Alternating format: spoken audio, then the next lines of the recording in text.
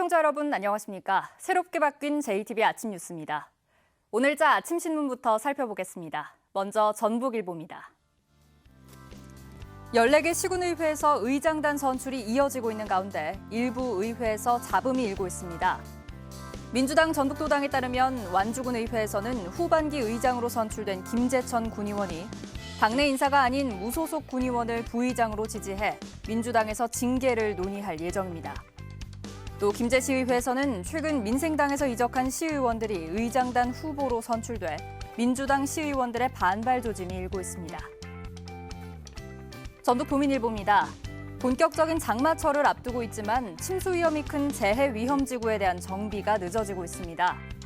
전주의 경우 재해 위험지구가 10곳이지만 예산 부족으로 3곳은 무방비로 방치되고 있습니다. 이 때문에 이들 지역의 주민들은 장마철만 되면 불안감을 호소하고 있습니다. 다음으로 전라일보입니다.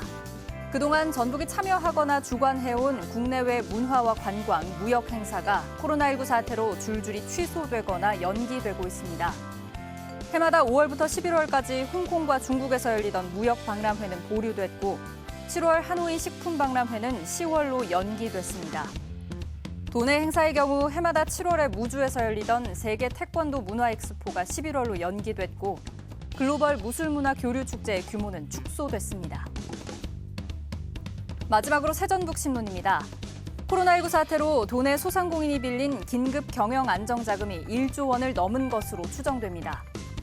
전라도에 따르면 지금까지 도내 소상공인이 대출받은 코로나19 특례 보증용 긴급 경영 안정자금은 5,683억 원이고 중앙정부가 신용기금을 활용해 직접 지원한 금액이 4천억 원을 넘은 것으로 추정됩니다. 전북상인연합회는 코로나19 사태가 장기화되고 소비가 회복되지 않으면 폐업과 신용불량이 쏟아질 것으로 우려하고 있습니다. 지금까지 아침신문 살펴봤습니다. 어젯밤 전주의 50대 여성이 코로나19 확진 판정을 받았습니다. 전북의 27번째 환자인데요. 이 환자는 지난 이틀 동안 환자가 5명이나 발생한 광주의 한 절을 방문한 뒤 증상이 나타나 이곳에서 감염된 것으로 추정됩니다. 보도에 송창용 기자입니다.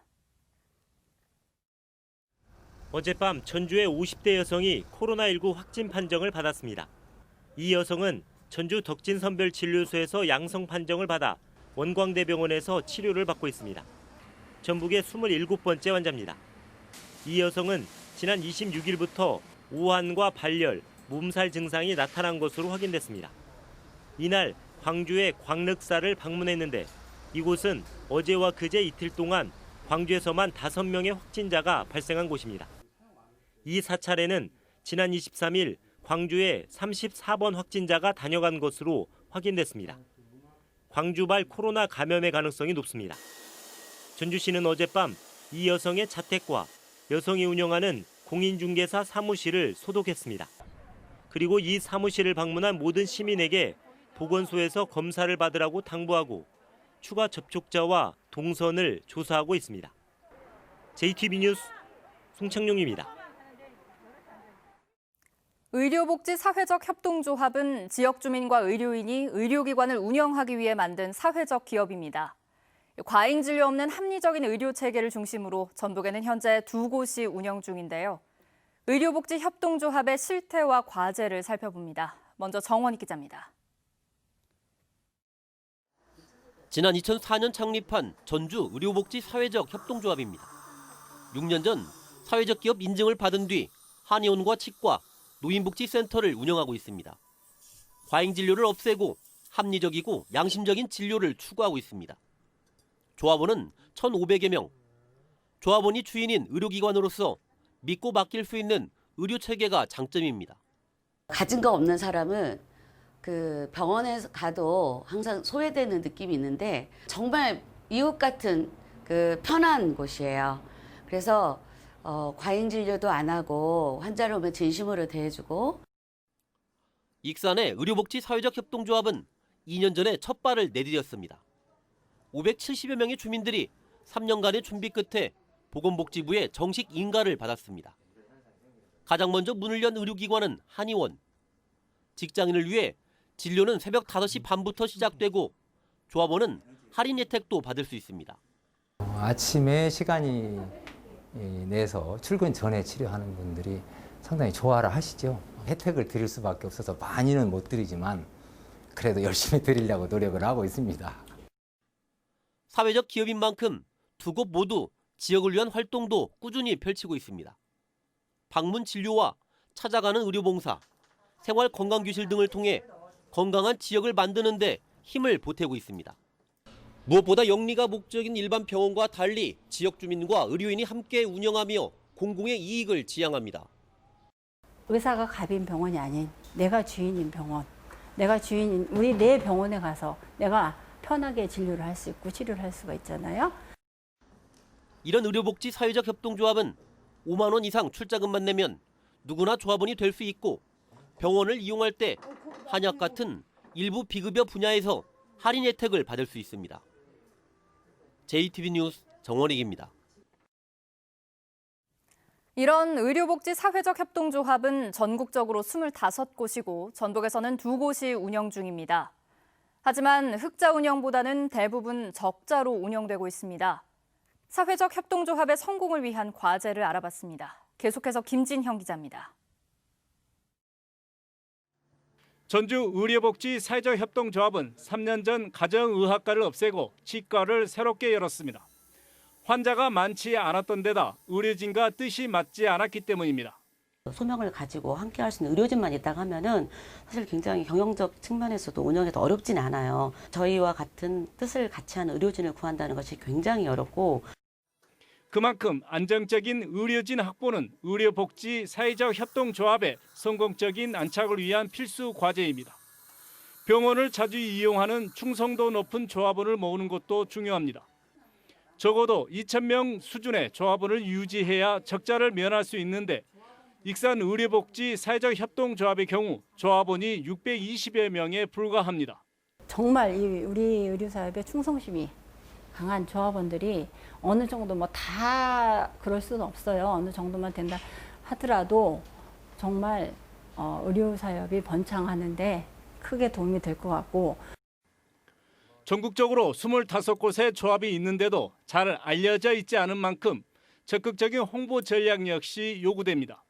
무엇보다 사회적 기업으로서 공적 역할을 담당하는 만큼 조합의 자생 능력을 키워주는 지원이 필요하다는 목소리가 높습니다. 공적 영역에서 담당하는 역할들을 많은 부분 수행하고 있기 때문에 그러한 사회적 협동조합에 대한 이 사회적인 지지 또 정책 사업을 통한 이런 그 사업과 활동의 안정적 기반 확보 이런 것들이 필요하다고 보는 겁니다. 지난 1994년 경기도 안성에서 시작돼 과잉 진료를 없애는 모델로 평가받는 의료복지 사회적 협동조합. 두 곳에 불과한 전북의 이 협동조합이 튼실하게 뿌리를 내릴 수 있도록 주위의 관심과 지원이 필요해 보입니다. JTB 뉴스 김진영입니다. 수년째 통행로가 막히면서 불편을 호소하는 농촌마을 주민들이 있습니다. 계획대로라면 3년 전 대체 통행로가 만들어졌어야 했는데 자치단체의 허술한 행정도 원인이라는 지적이 나옵니다. 주희인 기자입니다. 무주의 한 마을 도로입니다. 국가 소유의 땅으로 관리는 무주군이 맡고 있습니다. 무주군은 2015년 A씨가 이 땅의 일부를 2년간 쓰도록 국유지 점용 허가를 내줬습니다. A씨가 바로 옆에 자신의 땅이 포함된 마을 도로를 없애는 대신 대체 도로를 만들어 무주군에 기부하는 조건이었습니다. 하지만 대체 도로는 지금껏 만들어지지 않았습니다. 주민들은 A씨가 도로를 막는 일도 잦았다고 말합니다. 막아서 주민들 입장 마음 불편하지 그거는 당연히 안 불편하겠어요. A씨는 허가 조건에 따라 바로 대체도로 공사에 나섰는데 주민들이 수용하기 힘든 요구를 해 갈등을 빚으면서 공사를 중단했고 기존 도로도 막을 수밖에 없었다고 주장합니다. 문제는 무주군이 주민 불편과 갈등 해결에 사실상 손을 놓고 있었다는 점입니다. 무주군은 국유지 사용 허가 기간이 2017년에 끝나는데도 올 초에서야 이 사실을 알았고 허가 조건인 대체도로 조성과 기부 체납이 이뤄지지 않은 것도 몰랐습니다. 기부 체납하기로 했던 사람한테 못 챙긴 부분 우리가 이제 이행해라라고 좀 챙겼어야 되는 부분들은 좀 소홀한 부분이 있습니다. 있는데 결론적으로 이렇게 뭐 어느 한 개인 특정을 봐주기 위해서 이렇게 깡그리 무시하고 한 건 아니었다. 무주군은 법적 검토와 중재 등을 통해 문제 해결에 나서겠다고 밝혔습니다. 하지만 수년간 허술한 행정으로 문제를 방치했다는 비판은 피하기 어려워 보입니다. JTB 뉴스 주혜인입니다. 지리산 구룡계곡에 흙탕물이 흘러들어오는 걸 줄이는 사업이 추진됩니다. 장수군이 스쿨존 내 불법 주정차를 막기 위해 주민신고제를 확대 운영합니다. 하원호 기자입니다. 9마리 용이 논일었다는 지리산 구룡계곡입니다. 시원스런 폭포가 장관이지만 영농철이면 주변 농경지에 흙탕물이 유입돼 민원이 끊이지 않았습니다. 남원시가 구룡계곡의 흙탕물 저감 사업을 추진합니다. 2021년까지 50억 원을 들여 흙탕물을 가라앉히는 침사지와 가동보를 설치하고 계곡 주변에 휴식 공간도 조성할 계획입니다. 구룡계곡에 맑은 물이 흐를 수 있는 환경을 조성해 시민과 관광객들이 일상에 지친 몸과 마음을 힐링하는 명소로 만들어 가겠습니다. 지어진 지 34년이 지난 완주 용진읍 행정복지센터를 새로 짓기 위한 공사가 첫 삽을 떴습니다. 2,900제곱미터 면적의 지상 3층 규모로 지어지는 새 청사에는 보건지서와 체력단련실, 프로그램실 등이 들어설 예정이며 오는 2022년 완공됩니다. 스쿨존 교통사고를 막기 위해 어린이 보호구역 내 불법 주정차 차량에 대한 주민 신고제가 운영됩니다. 신고 대상은 평일 오전 8시부터 밤 8시 사이 스쿨존에 불법 주정차한 차량이며 장수군은 안전신문고 앱을 통해 신고가 접수되면 8만 원의 과태료를 부과할 방침입니다. 순창군이 농촌협약 시범지구로 최종 선정돼 앞으로 5년간 최대 300억 원의 국가 예산을 지원받게 됐습니다. 농촌협약 시범지구는 자치단체가 농촌 생활권에 대한 발전 방안을 만들어 농식품부와 함께 정주 여건 개선을 추진하는 사업입니다. JTB 뉴스 하원호입니다. 코로나19와 저유가 등의 영향으로 전북의 한 달 수출액이 11년 만에 4억 달러를 넘지 못했습니다. 한국무역협회는 지난달 전북 수출액이 3억 7천 달러로 1년 전보다 36.1%가 줄었다고 밝혔습니다. 한 달 수출액이 4억 달러를 넘지 못한 건 지난 2009년 3월 이후 11년 만으로 무역 수지 역시 지난 2003년 1월 이후 처음으로 적자를 기록했습니다. 전라북도가 코로나19 등 감염병 대응 능력을 높이기 위해서 역학조사관을 2명에서 6명으로 늘립니다. 전라북도는 확충한 역학조사관 4명을 인구가 10만 명이 넘는 전주와 군산, 익산과 정읍 등 4개 시지역에 1명씩 배치할 예정입니다. 현재 역학조사관 2명은 모두 전라북도에만 배치돼 있습니다. 전라북도가 민간단체 등에 지원하는 보조금의 투명한 관리를 위해 보조사업의 성과 평가를 강화합니다. 이를 위해 사업성과 평가 항목을 2개 지표에서 5개 지표로 늘리고 2년 연속 미흡 평가를 받은 사업은 보조금 지원을 중단할 방침입니다. 지난해 전라북도와 14개 시군은 925개 사업에 보조금 3,573억 원을 지원했습니다. 11대 전북도의회 전반기 의정 활동이 크게 미흡했던 것으로 드러났습니다. 10대 도의회 전반기와 비교하면 건의안 등과 5분 발언은 소폭 상승했지만 조례안은 453건에서 273건으로 60% 수준에 불과했고 도정 질문도 782건에서 417건으로 절반 남짓한 수준에 머물렀습니다.